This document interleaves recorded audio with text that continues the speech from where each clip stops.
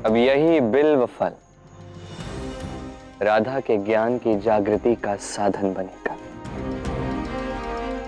किंतु अयन ने अपना चुनाव कर लिया है। अब अयन के अत्यंत हानिकारक दुष्परिणाम भोगने का ये समय।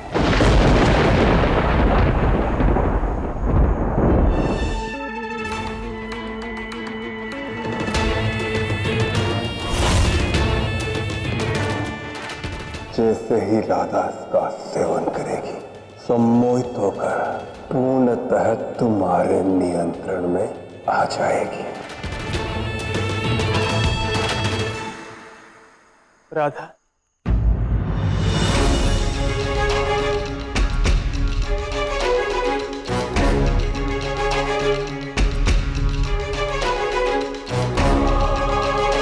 अब समय आ गया है राधा, अपने गुरु की पूजा करने का। हाँ आयन, पूजा मैं अवश्य करूंगी, किंतु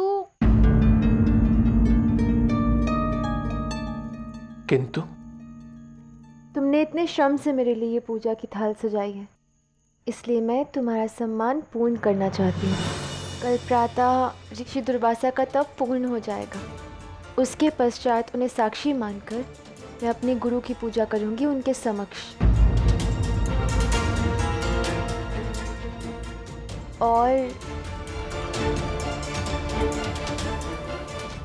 और ये अत्यंत मोहक बिल्व फल मैं पहले महागुरु दुर्वासा को अर्पित करूंगी, तत्पश्चात ही मैं इसे ग्रहण करूंगी। क्या तुम ये फल ऋषि दुर्वासा को अर्पित करोगे? मेरे कहने का तात्पर्य ये है राधा कि मैंने स्वयं इस पूजा के सभी प्रबंध किए हैं, विशेषकर तुम्हारे लिए। इसलिए तो अयन, तुमने इतना कुछ किया मेरे लिए। अब मेरी बारी। अब मैं अपने गुरु का सबके सामने, ऋषि दुर्वासा के सामने सम्मान करना चाहती हूँ। राधा, ये हर बात में ऋषि दुर्वासा और अन्य सभी लोगों को लाने की क्या आवश्यकता है? तुम जानते हो मैंने कितने प्रेम से ये कार्य किया है तुम्हारे लिए। शांत हो जाओ अयन, कैसी अनर्थपूर्ण बातें कर रहे हो? ऋषि दुर्वासा के प्रति अपमान का भाव है तुम्हारे क्रोध में। इस समय उनके मान या अपमान से मुझे कोई लेना देना नहीं है राधा। मुझे केवल एक बात जाननी है कि तुम इस फल को ग्रहण करोगी या नहीं।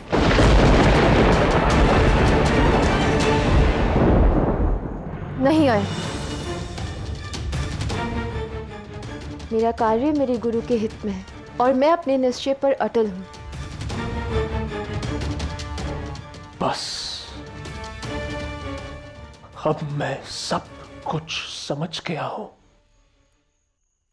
कि तुम ऐसा क्यों कर रही हो राधा। तुम आज भी उस कृष्ण से मिली हुई हो।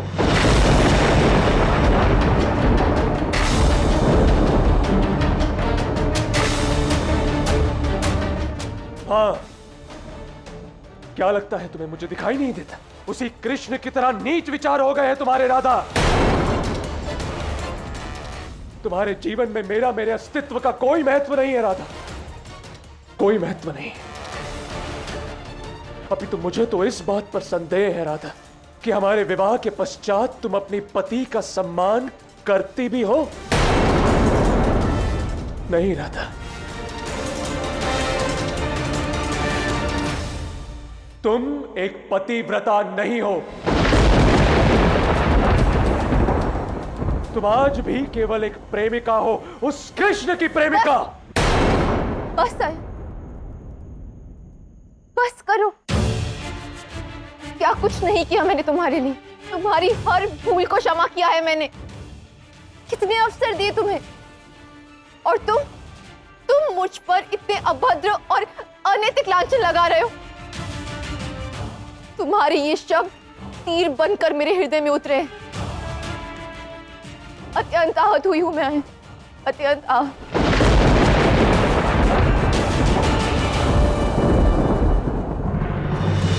लौट आओ राधा।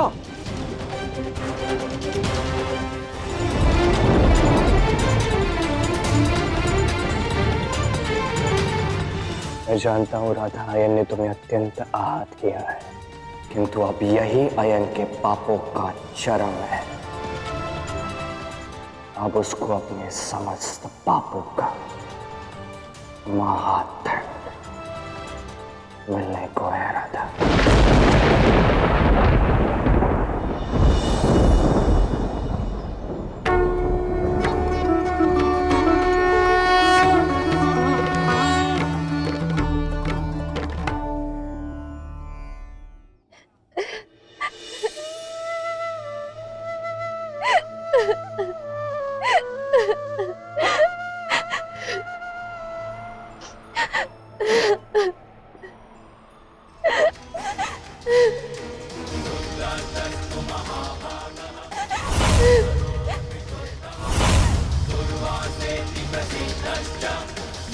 महर्षि दुर्वासा की नेत्र स्वयं नहीं खुल रहे, उनका तप भंग हो रहा है।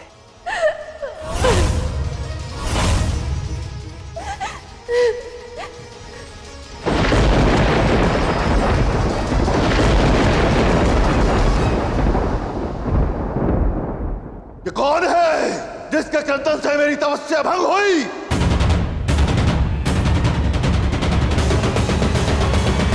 कोई है जो क्रंदन कर रहा है और अपने अशुभ नाश से मेरी तपस्या को भंग किया? मैं आज उस महापापी को श्राप देके यह उद्धारण अनंत काल के लिए स्थापित कर दूंगा।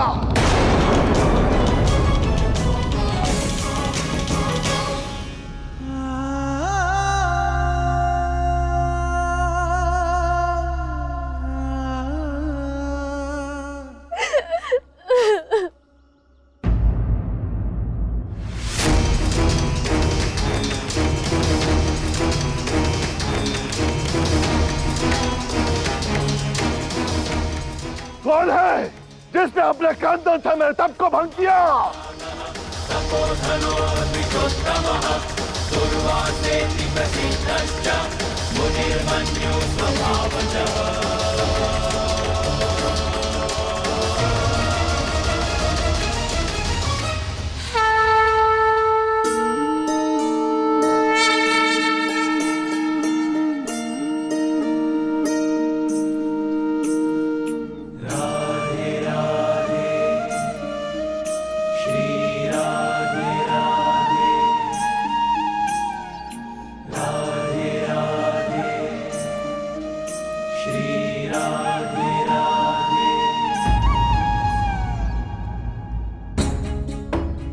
प्रणाम मत करना ऋषिवर। मत भूलिए कि हम मनुष्य योनि में हैं और यहाँ हमें और आपको अपने चरित्र में रहना होगा।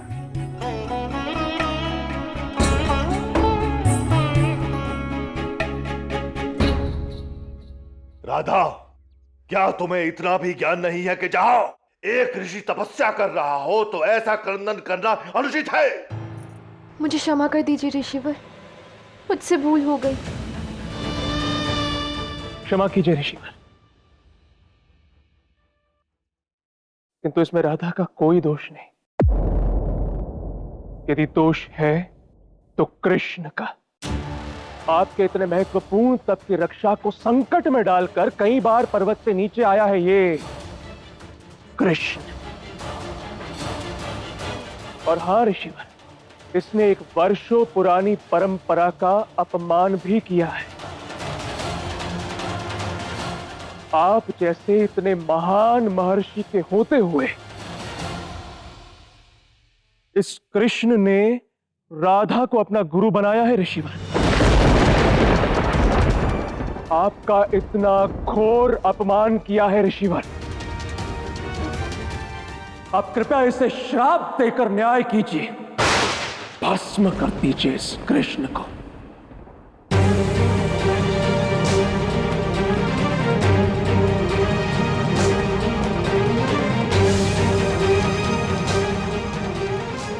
प्रभु,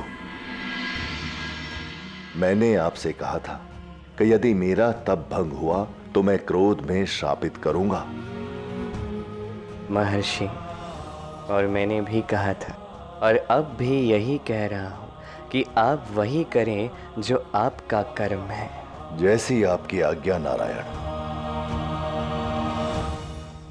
कृष्ण, तुमने मात्र एक ऋषि का तप ही भंग नहीं किया, अपितु वर्षों से चली आ रही परंपरा का भी अंत किया है।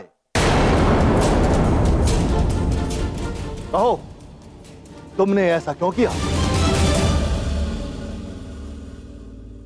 महर्षि दुर्वासा, मैंने किसी का अपमान नहीं किया, मैंने कोई परंपरा नहीं तोड़ी। मैंने बस इतना कहा कि मेरे लिए गुरु वो है जिसने मुझे जीवन में प्रेम सिखाया है। वो मेरे लिए मेरी माँ भी है, मेरे बाबा भी हैं, मेरे भाई भी हैं। क्योंकि वहां पर केवल राधा उपस्थित थी, मैंने राधा को ही अपना गुरु चुना।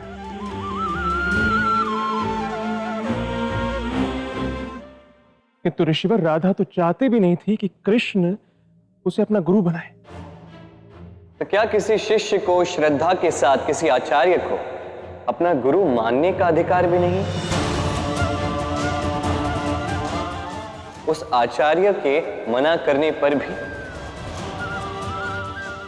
अपने मन से किसी को गुरु मान तो सकता है। महर्षि दुर्वासा, मैं आज आपसे पूछता हूं, और आज आप जो भी कहेंगे आने वाले समय में समाज उसी को मानेगा। हे श्री कृष्ण, भविष्य में घटित होने वाली एक महाकहानी की नींव आप आज ही रख रहे हैं। एकलव्य, कर्ण जैसे महानायकों की रचना के लिए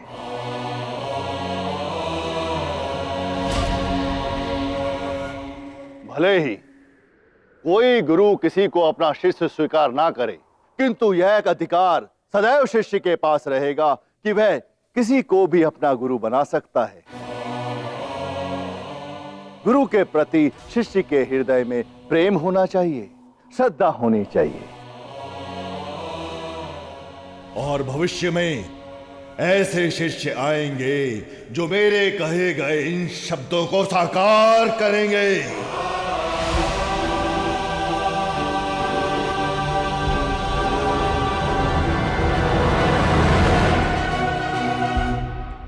और इसमें कृष्ण की कोई भूल नहीं है। राधा को अपना गुरु मानकर कृष्ण ने उचित ही किया है।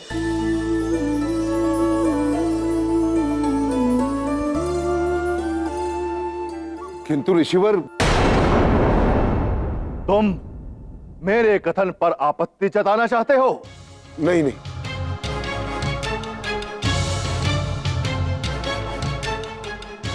कृष्ण ने कोई भूल नहीं की है, किंतु राधा ने अवश्य ही भूल की है। जिसके कारण मेरा तप भंग हुआ है उसका न्याय अवश्य होगा।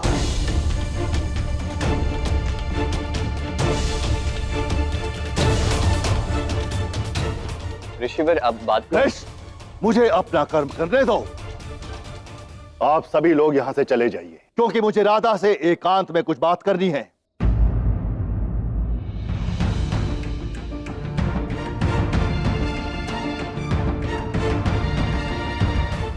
अयन, तुम कहां जा रहे हो? राधा का न्याय उसकी पति की अनुपस्थिति में कैसे होगा?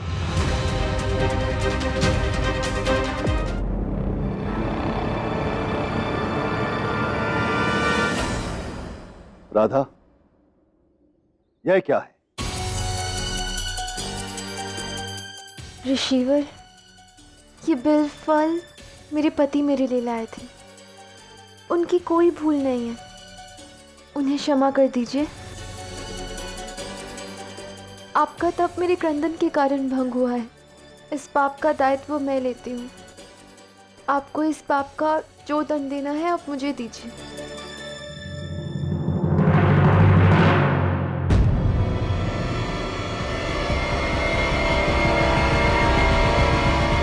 तो उचित है राधा, यह फल ग्रहण करो।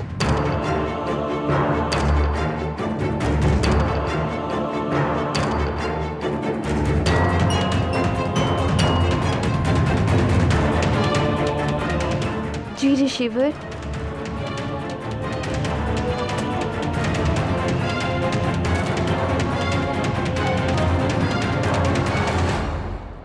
तुम्हारी पत्नी वह फल ग्रहण करने वाली है।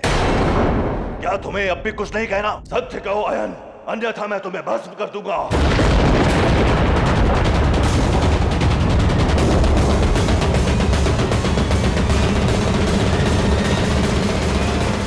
रुक जाओ राधा, ये एक मंत्रित बेल फल है।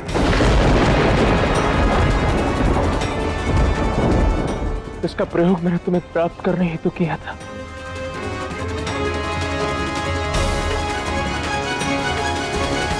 ऋषिवर, मैंने अपने पति अर्थात गुरु को ये वचन दिया था कि मैं ये फल पहले आपको अर्पित करूंगी, उसके पश्चात इसका सेवन करूंगी। मैं अपने वचन से पीछे नहीं हटूंगी, मैं ये फल ग्रहण करूंगी।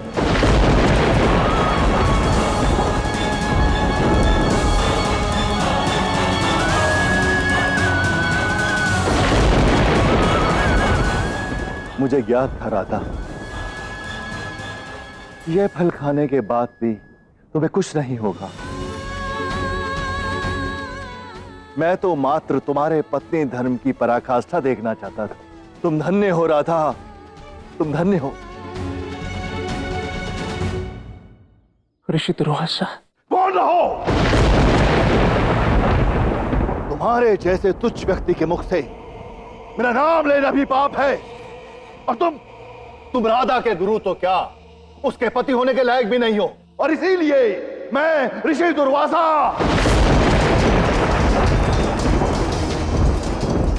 नहीं नहीं नहीं ऋषिवर, ऐसा मत कीजिए, क्षमा कर दीजिए मुझे। मेरे तप के भंग होने का कारण राधा नहीं, तुम हो। तुम्ही ने उसे विवश किया, क्रंदन करने के लिए उसे आहार किया, इसीलिए तुम्हें क्षमा नहीं, श्राप मिलेगा, श्राप।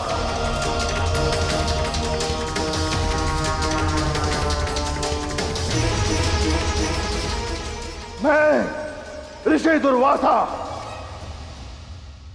तुम्हें श्राप देता हूं कि जिस भावना से तुमने राधा को वो फल दिया, यदि भविष्य में तुमने उस भावना से उसे स्पर्श भी किया तो उसे क्षण भस्म हो जाओगे।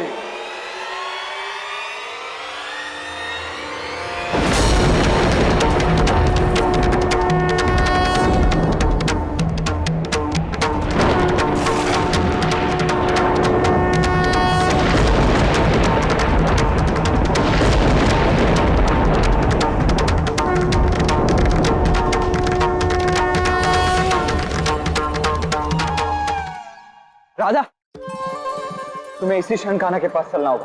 क्यों? वो तो तुम कान्हा से स्वयं जाकर ही पूछ लेना, किंतु अभी इस क्षण बस इतना जान लो कि कान्हा बरसाना वापस नहीं जाने वाला है। वो तो वहां वन में अत्यंत भावुक होकर तुम्हारी प्रतीक्षा में बैठा हुआ। अब ये कौन सा नया ढोंग रच रहा है ये कृष्ण? दाऊ, आप जाकर कह दीजिए कृष्ण से कि मैं नहीं आने वाली, बेशक वहां वन में अकेला बैठा रहे, नहीं लौटना ना लौटे। किंतु राधा सुनो तो, राधा।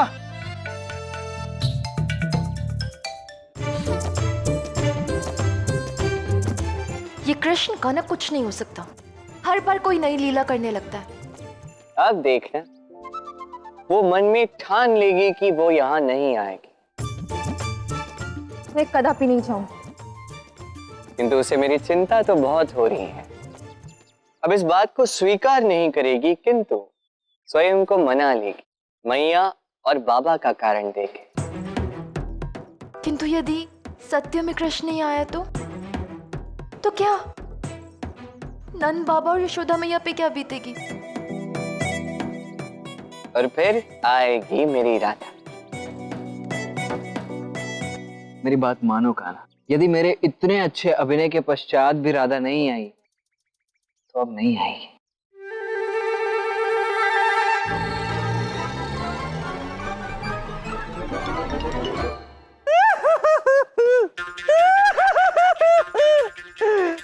नारायण, मेरे साथ क्या हो रहा है, क्यों हो रहा है? अब मैं अपने गुरु को गुरु दक्षिणा कैसे दूंगा? कान्हा, विश्वास करो, अब इस नाटक से कुछ नहीं होने वाला है। अब बस भी करो ये। कृष्ण, अब ये कौन सी लीला है तुम्हारी?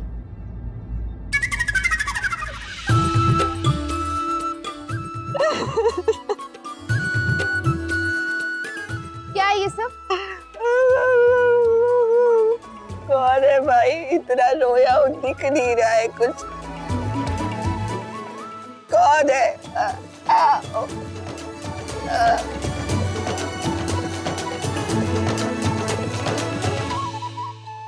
राधा तुम आ गई? अब ये ढोंग बंद करो और चलो यहाँ से। ढोंग ढोंग कर रहा हूँ मैं मुझे अपने गुरु को वंदन करना था, गुरु की पूजा करनी थी। गुरु तो आए नहीं, तो उसके लिए मैंने स्वयं अपने इन हाथों से उनकी मूर्ति मैंने बनाई, उसकी पूजा की। किंतु मैं गुरु दक्षिणा तो मूर्ति को नहीं दे सकता ना। मैं ढोंग कर देखो राधा, तुम मुझे अपना गुरु संकल्प पूर्ण नहीं करने दोगी, तुम मुझे पाप का भागी बनाओगी राधा, ऐसा करोगी तुम।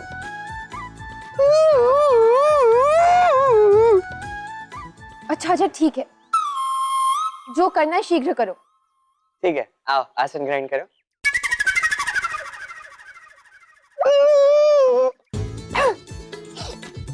बहुत अच्छी हो रहा था। आओ गुरुदेव आप आइए, आसन ग्रहण कीजिए।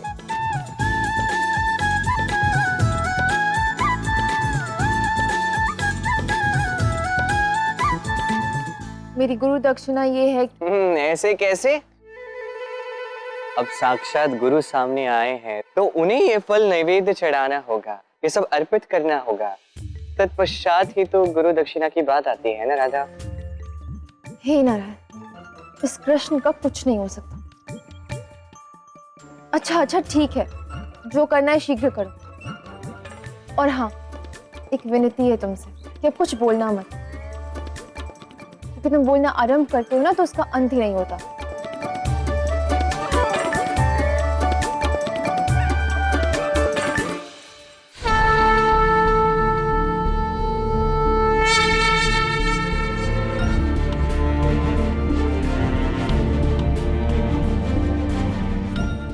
गुरुर्ब्रह्मा गुरुर्विष्णु गुरुर्देवो महेश्वरः गुरु साक्षात् परब्रह्म तस्मै श्री गुरुवे नमः।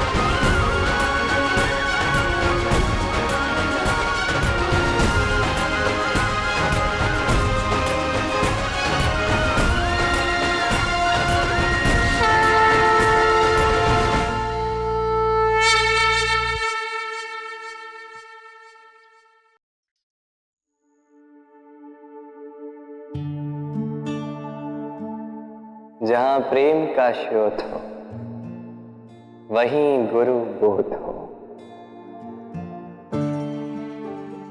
राधे राधे।